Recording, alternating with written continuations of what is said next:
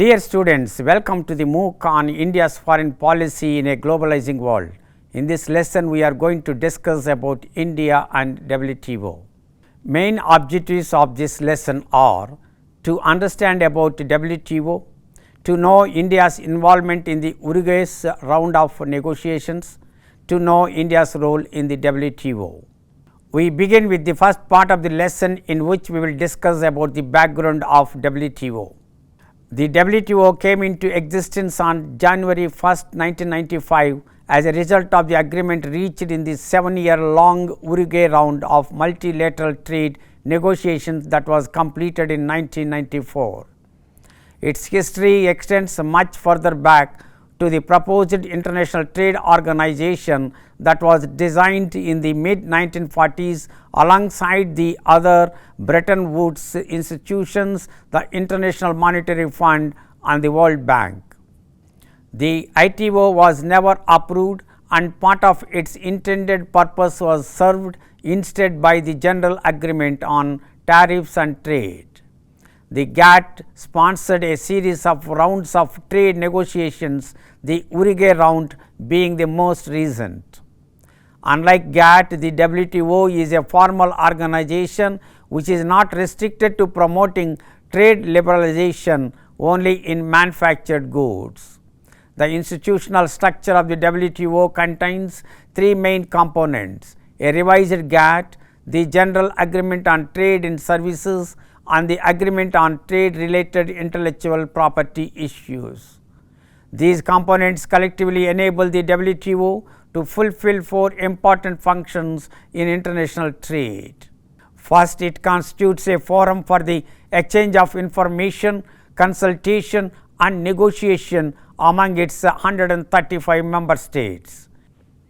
At the highest level, the trade ministers from the member countries meet every 2 years to discuss trade policies. The members of the WTO are also obliged to notify whenever they engage in policies in a variety of areas that might be trade restricting. Second, the WTO constrains the trade policy actions of member states.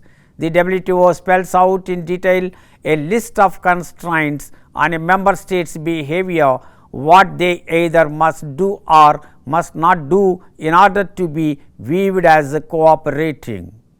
Many of these constraints appeared as provisions of the original GATT agreement of 1947, which took the form of treaty and consisted of 35 articles of agreement. For example, the WTO requires countries to commit not to raise tariffs above levels that they negotiate on entry or in multilateral trading rounds. These levels are called tariff bindings. It also constrains states from imposing a variety of non-tariff barriers to trade. Third, the WTO specifies and permits a list of exceptions from the constraints for prescribed reasons and with the prescribed means. Any rule that is adopted will inevitably be subject to interpretation, and the effect of this rule on the economy can never be certainly known. Therefore, international trade agreements include some sort of escape clause that allows the parties to back partially out of the agreement if it proves to be more of a hindrance than expected. The WTO specifies the criteria that states must follow in order to avoid the constraints without penalty. Finally, the WTO offers a mechanism for settling disputes among member states.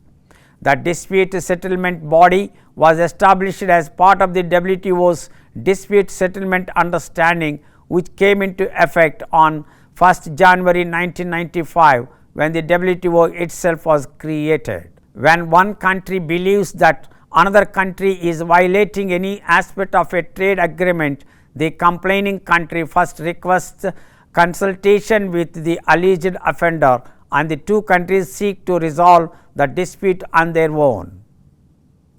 If consultation fails, then the complaining country requests the establishment of a panel consisting of 3 persons with appropriate expertise from states not involved in the dispute.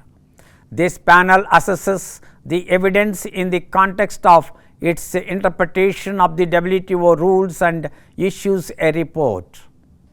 The report is automatically accepted unless all WTO members decide against its adoption or if one of the parties to the dispute appeals. The WTO has established an appellate body composed of 7 members, of whom 3 will serve on any given case. It also issues a report that must be accepted unanimously by member states. Once this process is completed, states are expected to implement the recommendations of the panel report. If they do not, then complaining countries are entitled to compensation from them or to use suspension of trade concessions against them. Concessions that the offended country had previously made to the offending party can be withdrawn. This means that selected trade barriers will be raised against the offending country. The dispute settlement body plays a critical role in ensuring that the trade disputes are resolved in a fair and rules-based manner within the WTO framework, contributing to the stability and predictability of the global trading system. Currently, the DSB is non-functional because certain WTO members, most notably the United States, had vetoed the selection of a new appellate body members due to their concerns regarding what they perceived as an excessive exercise of authority by the appellate body and the prolonged duration of its rulings. In an attempt to navigate the deadlock surrounding appellate body appointments, certain WTO members turned to arbitration as a temporary solution. Although arbitration played a role in resolving certain disputes, it fell short of serving as a full-fledged alternative to the appellate body. Arbitration, while helpful, lacked the same degree of assurance and authoritative stature in the realm of dispute resolution.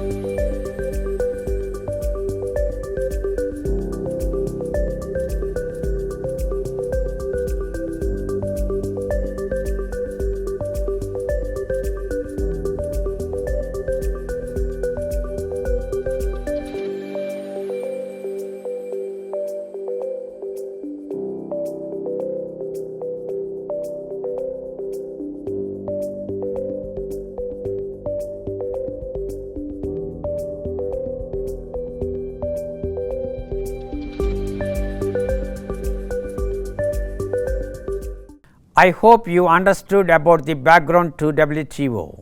We will discuss about India and the WTO and India and Uruguay round of negotiations in the next video. Thank you.